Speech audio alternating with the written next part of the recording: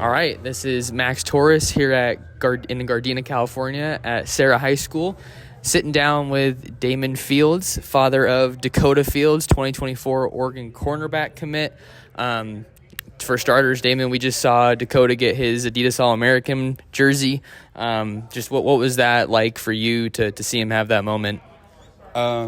It just was really just came full circle because when Dakoda started training in 8th grade to transition from running back to receiver, not defensive back, but receiver, the young man that he started training with literally told me after one session, and the session was so absurd because Dakoda was falling over his feet, didn't have like any coordination or anything, but he looked at me and said, "Your son is going to be an All-American when he graduates from high school." And he's here today. That same guy that started training him is here today to see that come to fruition. So it's just exciting. You know, I always tell Dakoda it's his dream, but the family sacrifices. So it's all things like this shows that it's worth it. It's some payoff for sure for the whole family to see all of that come to fruition. So glad you guys got to have that moment. And I think another cool thing that I wanted to ask you was just what it was like to go through the recruiting process with Dakoda, especially since he wasn't always going to be a Duck, right? He was committed to USC for a time, yes. But I always thought that Oregon was going to stay involved there. So what was that like getting to go through that experience with him? So obviously, I have an older son that we kind of traveled this path before, so there were some things that we kind of knew that needed to be put in place, as far as getting to make these decisions. And the first thing that my wife and I really emphasized to Dakoda was this was going to be his decision. At no point in time through this recruiting process that my wife or I ever utter where we wanted Dakoda to go. We felt as parents we had instilled and built his level of being able to be an independent thinker, and all that we required of him was to be able to put a spreadsheet up and give pros and cons of any and every university he was interested in. And that's kind of how he came up with his final decisions on where he chose and where he was interested in. I think because of some of him knowing certain expectations, I think he may have felt like, I think the USC decision kind of might have been more so family and just wanting to be home. I know one thing was my dad is 82, and that's like his guy. Him and my dad are super tight, and he wanted to be able to play in front of my dad. So that was kind of how that kind of happened, as far as starting out with, the SC thing. But Oregon was always they've been a class act from day one, just treating us as a family first, not as a football recruit, just really getting to know us. Every time we would go up or be around them, they always knew something a little bit more intimate about Dakoda than the norm. And it didn't come from us as family, so it really told us that they really was building a real relationship with Dakoda. And Dakoda was being very comfortable, with the relationship. Coach Meat, there's so ironic, his son and daughter ran youth track here in California. Dakoda ran track as well. So we always saw them, every weekend when Coach Meat would be out coaching, but we would always be together. So to come full circle again and for them to be able to play as teammates now. Roderick Pleasant, we met him at 7 years old in Humble, Texas at the Junior Olympics. Him and Dakoda has been tight at the hip ever since. So for them to leave out of high school and now be able to go and be Oregon Ducks together, it's amazing, man. It's a great feeling.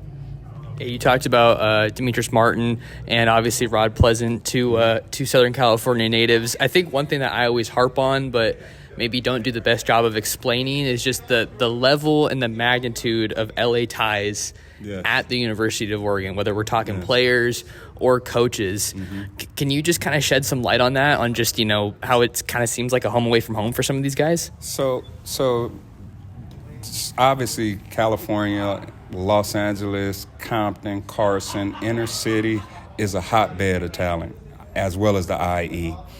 And I used to have a saying when I coach, you want your puppy to be in a yard where all the puppies is biting, because eventually they're going to have to get in that yard. So no matter where you played at or whatever city you lived in, you always want to go play against the best. So naturally, you're playing against the best, so eventually you start building relationships with one another. You start admiring each other from a distance. All-star games occur. Now you get to, communicate. You get to see with each other's work ethic, so on and so on. So those guys come together. Dalen Austin, Dakoda and he met at Compton High on a track where they raced against each other. That was the first time they ever met each other. Now they're Oregon Duck teammates. Jordan Anderson and Dakoda started running track together at 6 and 7. So the ties are there, D. Will, Dakoda and he and, quite a few other guys have trained together. So the dogs are going to gravitate to each other. It's as simple as that because they want to push each other and they want to be competitive.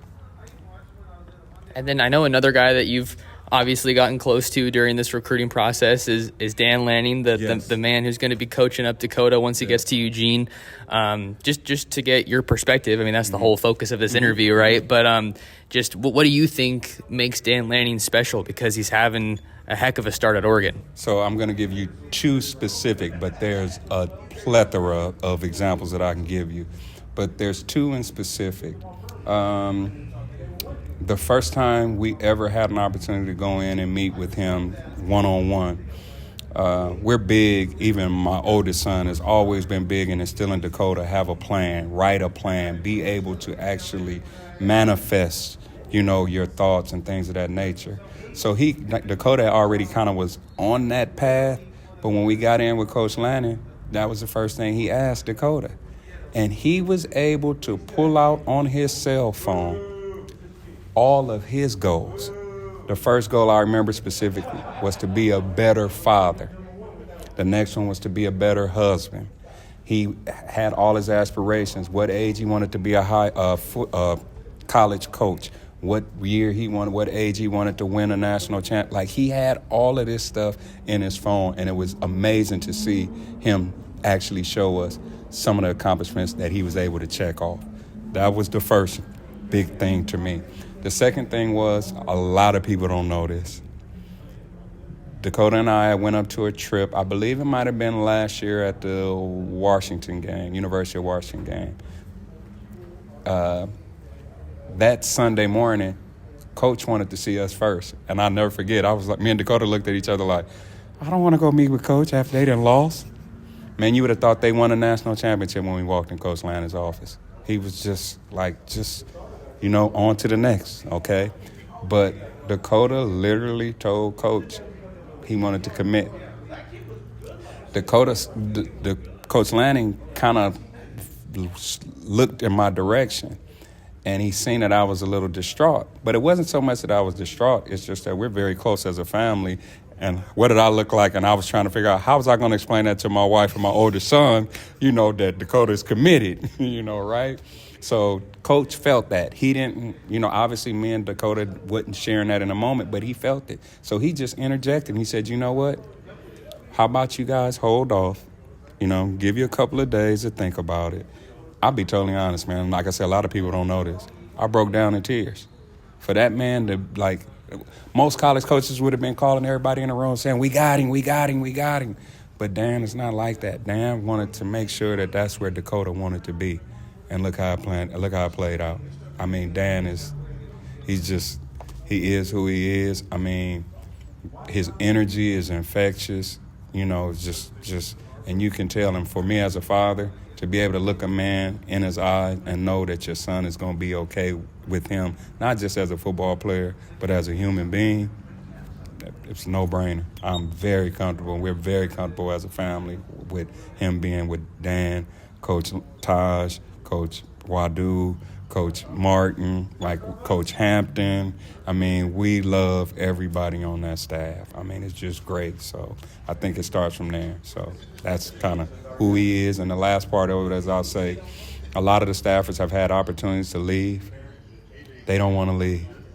Literally, they've had opportunities to go to other universities. They don't want to go because of that family environment that Dan has created up there. Got a couple more for you, then I'll get you out of here. I think one of the interesting things is just I like to ask the recruit what stands out the most to them about Oregon, but you're going on and on about the staff and the plan and the like just so many different things. But what's your favorite thing about Oregon, knowing that that's where Dakota's going to be playing his ball? It's a small town. The Ducks are the professional team.